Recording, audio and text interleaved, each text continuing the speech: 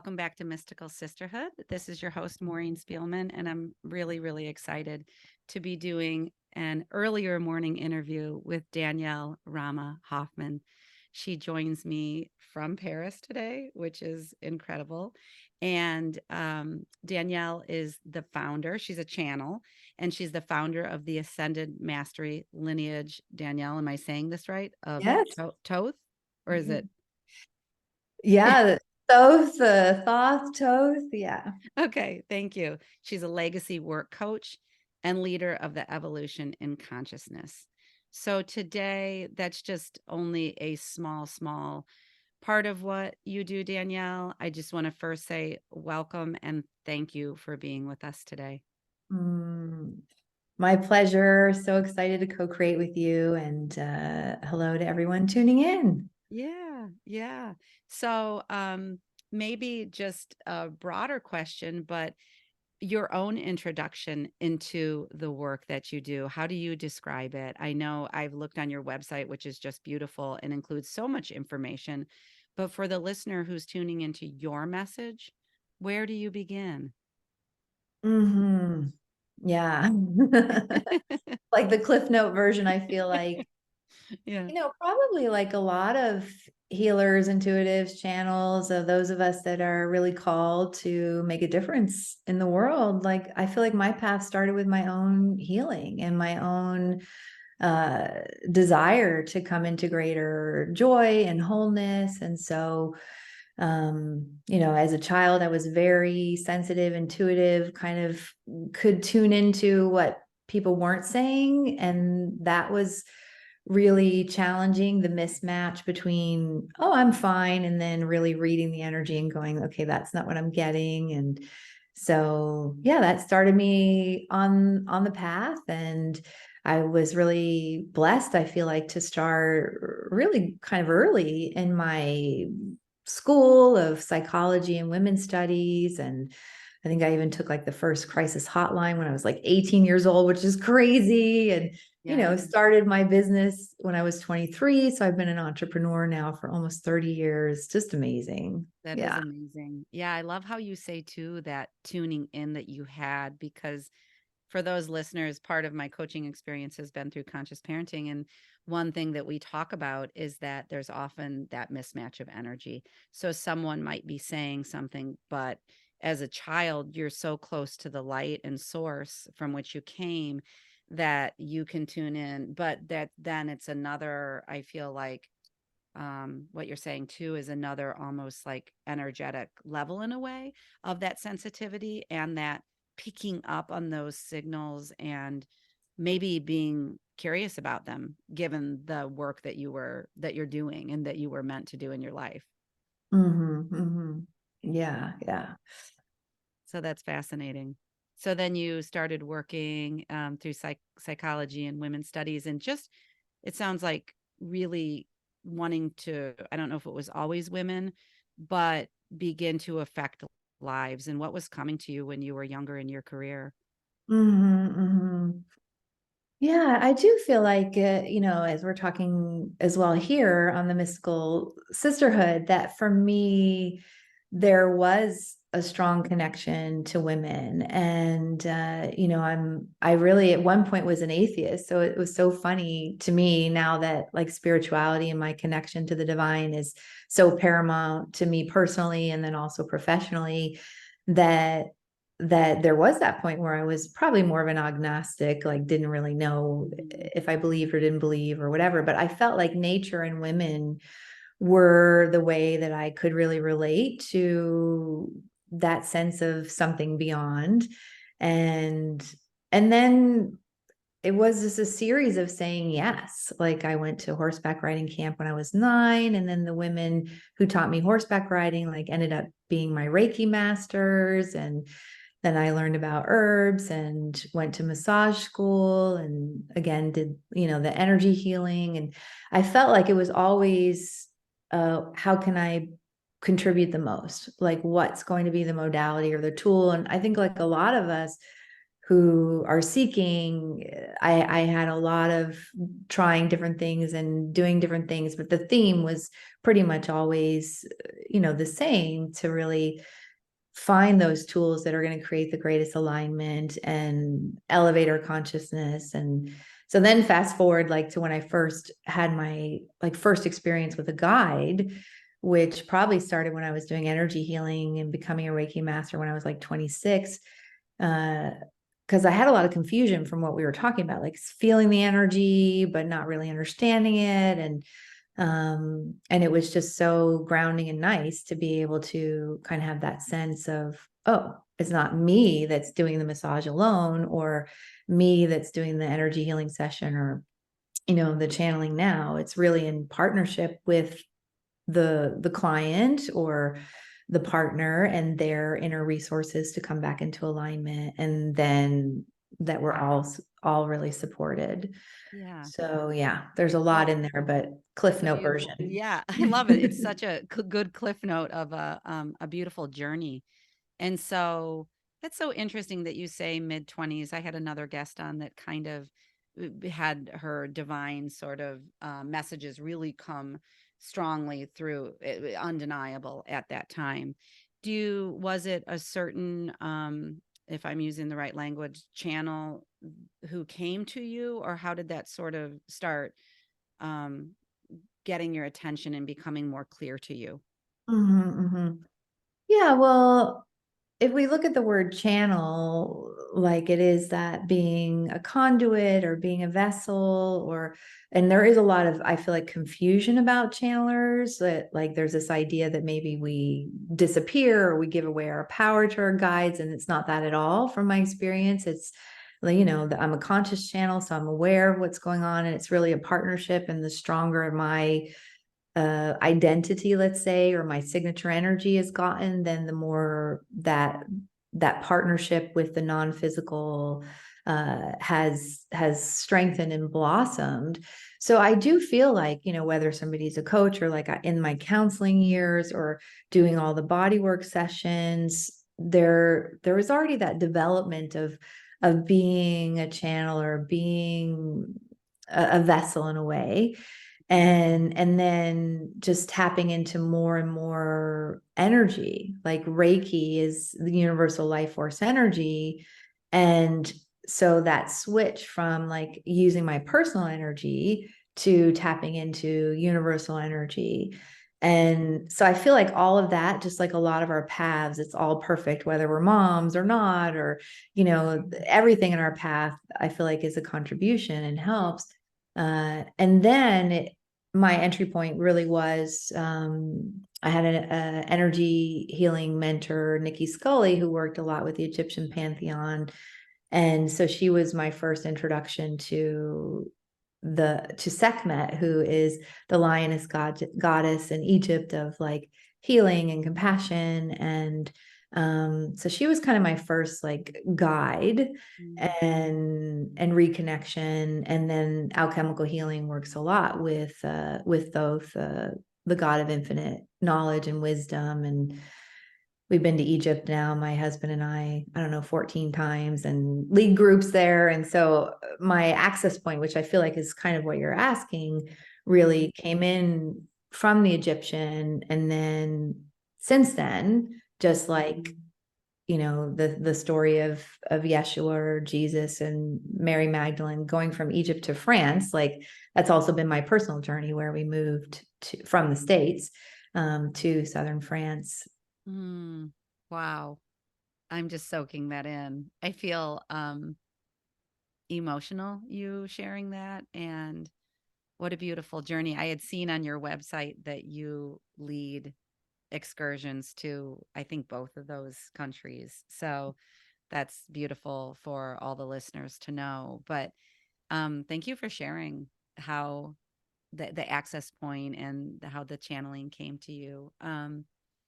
So yeah, so then I know that some of your more recent work has been around, is it Mary Magdalene, or I tell us about like your current work, because I'm really interested in what you're developing now. I mean, there's so much in between too. So it's really your floor also to say, well, Maureen, this is really important in the journey. But I think we're going into some areas that, like I said before we interviewed, I haven't explored, like Mary Magdalene or whatever healing energies are meant to be shared. Yeah, well, as we're really kind of talking about the progression here, and one of the main topics that the guides have talked about over the years is really, how do we elevate our consciousness? And our path to that is so unique. Uh, whether it's, again, being a mom or being a coach or whatever our career or expression may be. And so for me, that access point was really higher wisdom, again, that infinite knowledge, and in a way, the vertical column, in that sense of also light and having kind of a lot of masculine energy as well. Then at one point, the guides were like, okay, in order for you to evolve personally, and also a lot of those on the path that have big, beautiful brains, that we have these beautiful higher minds, and have a lot of wisdom, but in order to embody it, it was really about opening the heart. And so one of the reasons I love working with the Egyptian pantheon is it is also a digestible path to get to know the divine and ourselves as the divine, is whether somebody thinks of it as a guide or thinks of it as divine qualities, that we have infinite knowledge within us and access to infinite knowledge. And so then the Magdalens came in, and the Magdalens were really coming forward as a council of light beings that include Mary Magdalene. And yet when they came in, they said, well, a Magdalene is an energy master. So in a sense, like you can be a Magdalene, I can be a Magdalene. And that they came in this balanced masculine and feminine energies. So again, if we look at Isis and Osiris from the Egyptian pantheon, or Yeshua and Mary Magdalene, that they're coming together in wholeness. And so the more recent work has been with the Magdalenes, and always about elevating consciousness. And they really step forward on this path of love, like our love lineages, and tapping into the access points of love, because love is one of the highest vibrations that we have access to. And it's very inclusive and healing and empowering, and then also creating our lives from love rather than from lack and stress and overthinking and overworking and all those things. Yeah. So, this might be a simpler question, but when we when we begin to know that we are not just this human body and, housed in this body here on this timeline, this linear timeline, but we are connected to other realms, and the word universes is coming to mind, but that, or just even like you were saying, this knowing that there's access to, a higher knowing, a higher mindedness, and also support for us from this council, or things outside of us. It feels like I know for myself, it's like it can feel just more of a through line. Like, and I think of the chakras too, and just that crown chakra and how you're describing it, as that vertical, up, I mean, just column. I don't know if that's the Mhm. word you just used, but Mhm. I had heard before, it reminded me, you saying that, of vertical alignment. And I really liked that because it just makes so much sense spatially, but then it's energetic too. So thank you for that really good description of the Magdalens and the Council of Light, and um, how they're here to support us, I guess. Yeah, and Magdalene's really assisting with our horizontal plane, because we do stand, like we have, my husband and I have horses and cats, and their spinal column is very horizontal, where our spinal column is more vertical. And yet we do go to sleep, like we do also lay down. And so the Magdalens really came in to also help with what's happening while we're sleeping and while we're resting, and how we can really be tapping into the higher planes during those more yin times, and receiving more without doing more, and bringing in that sacred union from, at least for me, right? I have this kind of high achieving, high performing, strong masculine energy. So to have that softening of the feminine and open up to receive, and to really be bringing those two together, has just been so beautiful. And just like our arms are an extension of the heart chakra, as you brought up the chakras, the horizontal plane is also our reach in the world, our capacity, our bandwidth, and to kind of tap beyond linear time and the physical, let's say, capacity blocks that we all have, or most of us have, around like having 24 hours in a day, or having only so much energy, yet again, to be tapping into that source energy. And, for me, it's also just a way that, however, like, this is the way that it works for me, and the way that I see it. And yet for everyone tuning in, like, you have your own way and your own language and the way that makes sense to you. And, so I have some clients that they work directly with God, the divine, great spirit, God, all that there is, infinite oneness. And, for me, that connection to source had really been facilitated by connecting with ascended masters or light beings, and then ultimately having those qualities within me to be stronger. So, for everyone that's tuning in, we also carry these qualities. Like, we may have more love, or more healing, or more of that kind of masculine energy. And so we all have our unique compilation and composite that makes us. Oh, yeah. The way you're explaining everything is just perfect. It's making me think of a lot of just different related areas. And I love it how you're describing or saying that everyone is so unique. And I think this conversation, sort of an invitation to kind of, there's many listeners who have already begun to think about it. Absolutely. But for all of us, even me, is what is that unique kind of quality you have? I love that word, quality. And is it the healing, the love? And I don't know, it just really speaks to my heart when you're talking. And I wanted to get your ideas on we've got a lot of things in our culture now about manifesting. And I wanted to see what you thought about that. And, how do you view sort of this older paradigm of manifesting, and how do you see that changing? Mm-hmm, mm-hmm. Yeah, well, the Magdalens have brought forward this Magdalene Codes of Love body of work, and then the Magdalene Manifestation cards, so a card deck, to really help us with manifesting, creating through love. And just like the Magdalens, when they first said, oh, Magdalene is like a title, just like we might have doctor or teacher or mom, that Magdalene or even Mary is a title where we have a certain level of adeptness with energy mastery. And, as you were describing too, as kids, we already have that, like that energy mastery that I had, that was very overwhelming as a child. Yeah, we all have in some ways an energy mastery, and the way that we work with or connect with the non-physical, whether that's nonverbal communication, or like thinking of somebody and they call.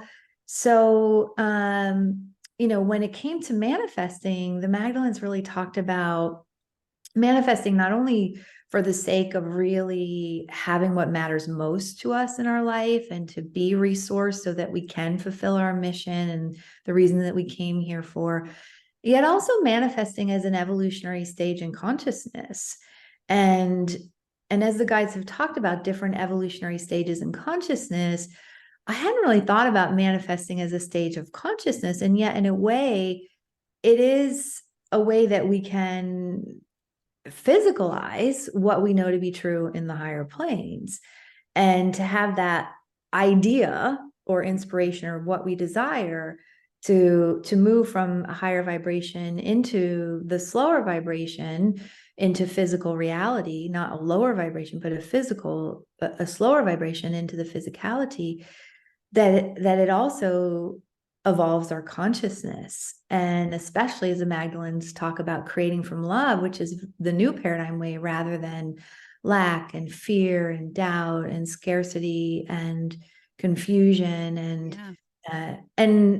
And I know for me, as my consciousness evolved, and a lot of our clients too, and as I've talked to others, it's weird in the beginning because lack consciousness can be so motivating, that as we evolve our consciousness or in higher states of being, it can feel very disoriented, like being in the middle of the ocean and not seeing the horizon. And the guides are like, okay, just float on your back and look at the stars. Like there's still some orientation point there. So that's a little bit about how I would see the old paradigm. It's a lot of the energy that we come from, even if there is lack, like there can still be lack, and yet we're creating from love rather than the fear and the do it alone mentality and the stress and the forcing and the hard work and all of that. Absolutely. It makes me think of myself in this turning point that's occurring for me right now, where I would say the last couple of years,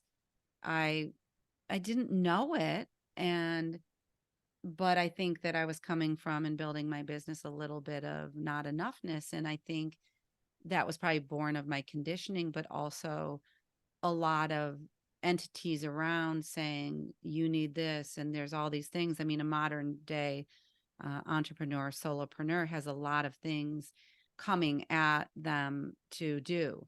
And it was only through what I'm identifying as almost like a mild burnout now, that it's like something in me is turning and shifting from a different place, and it's turning into coming from what I want and not in what I am being called to do versus have to do.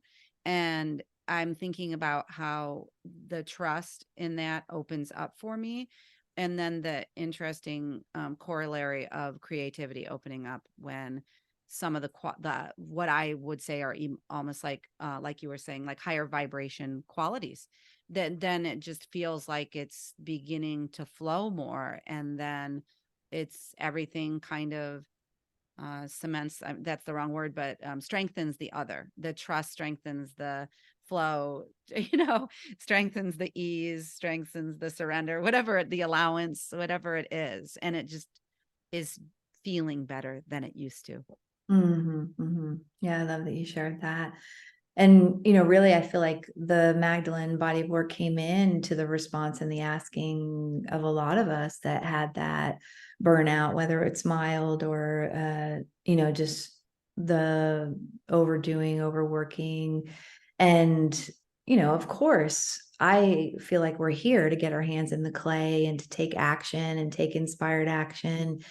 And yet, really the action is only in some ways the cherry on top. Like if we do take the time to have our energy aligned, then the action just has so much more that comes, that's possible. It's so much more leveraged, or has so much more momentum. And yeah, I feel like also you're talking about discernment, because it's true in the solopreneur example where there are so many possibilities. Like, do we have a podcast? Do we have a YouTube channel? Like all the different things. And to really be tuning in with discernment of what's a match with our unique brilliance and the way that we're wired and the way that we like to be in the world, and that distillation, that less is more. And then things really work better. Like I know you talk about joy, and there was a while where the counts of light came in, and they had a book, and it was all about joy. And when we increase our joy, it also enhances our health and our wealth and our happiness. Mm. And joy, like, it wasn't something that necessarily came natural to me per se, because I was like, what does that mean? Am I supposed to go out dancing, or, like, what, I don't know what it is. And they were talking about it more as a frequency. And then I did really notice, especially when I stopped pushing, and I went for a walk, or I had a massage, or I had a yummy meal, or I really was like in that relaxation place, having joy on the business plan.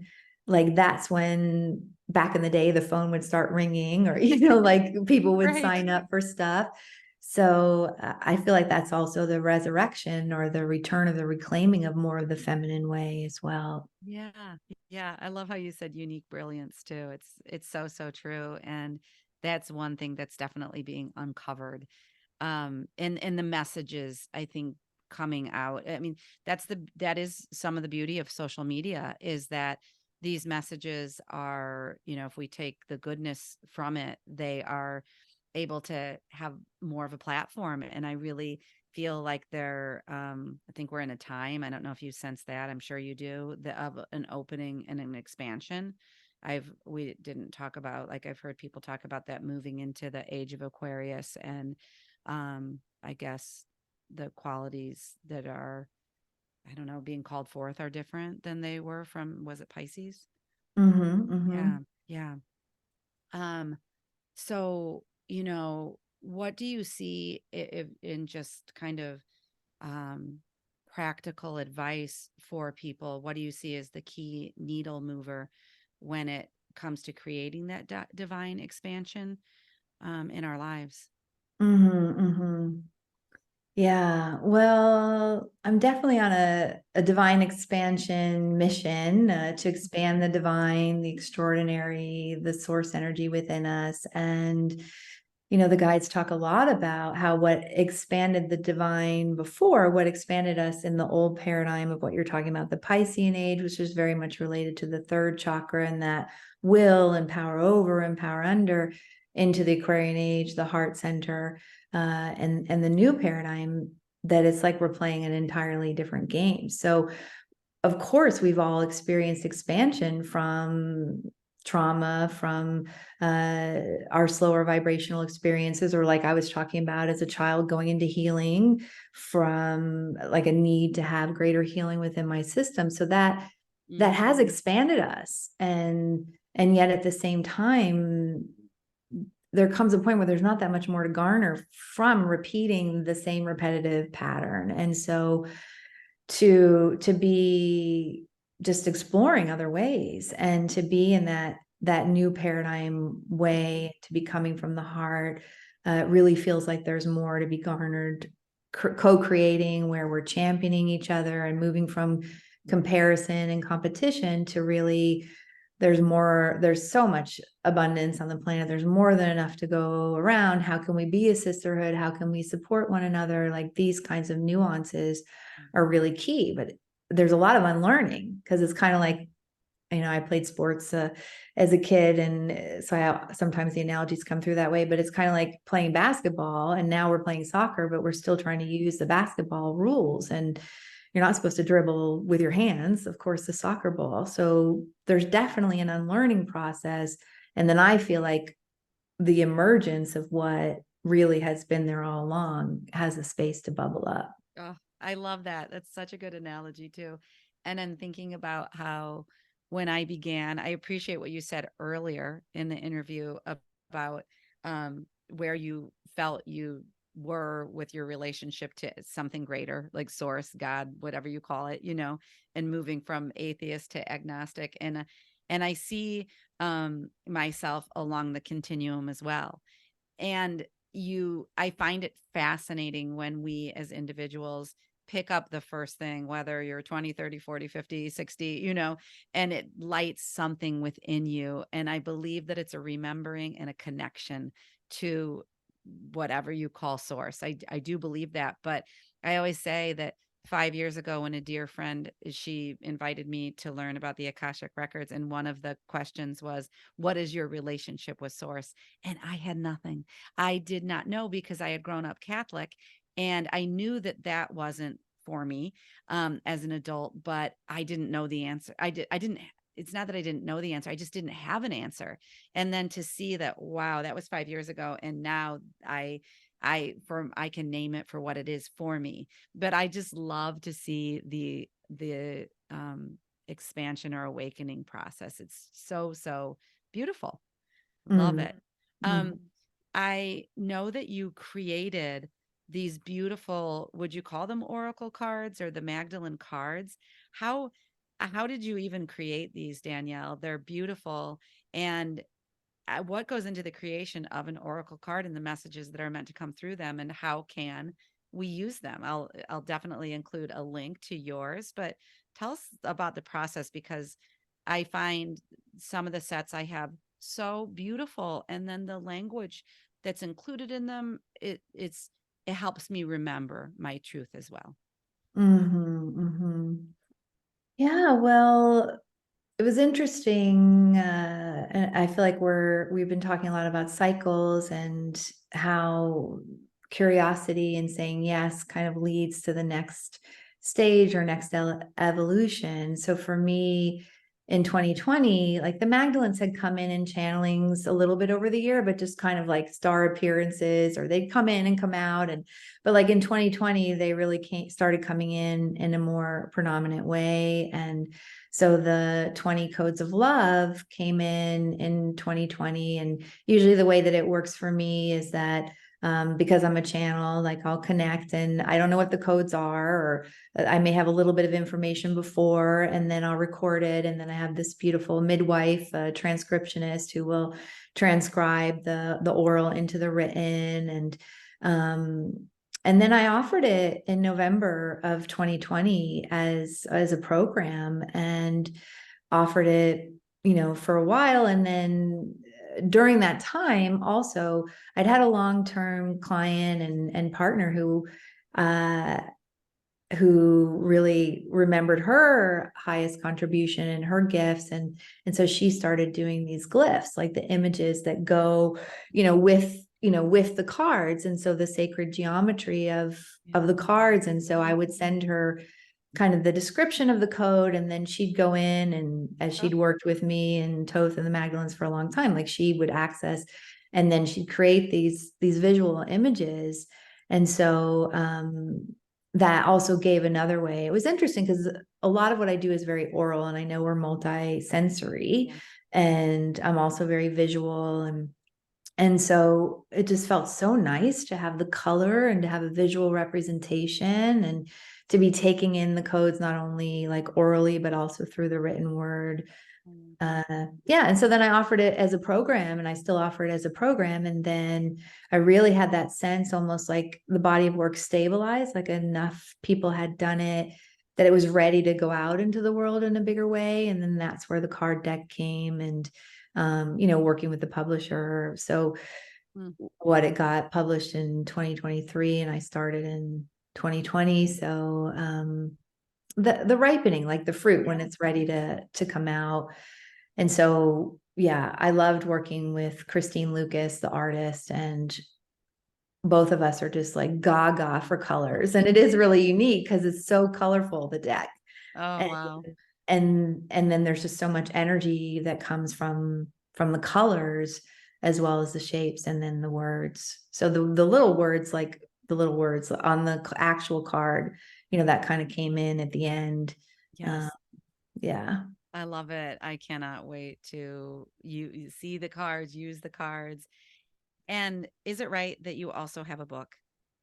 Is Yeah, that correct? I have 3 books. And Mhm. just one more thing about the manifestation cards is that they're really like a manifestation deck, where the cards create like an energy vortex. So if we have an intention that we want to actualize or manifest, then we can do a spread.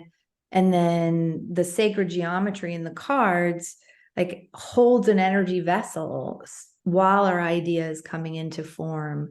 Yeah. So I know that's a larger topic, but like how to, just like you would set the space before an interview, that it's like creating an energetic altar or energy vortex for our creations to come into form. And I really find that different about the deck, and that it works really, really well. And Yeah. yeah, so I have the deck, which is 44 cards, and then it has a guidebook in it as well. And I And want so it's a Danielle, set. can I ask you a question? Sorry to interrupt. For that, it's a practical question, like an everyday. When we're using the cards, do you recommend daily practice or just when we're called to practice? Or, I've always kind of wondered about that. Is it an intuitive thing that we should just follow when it comes to us? Mhm, mhm.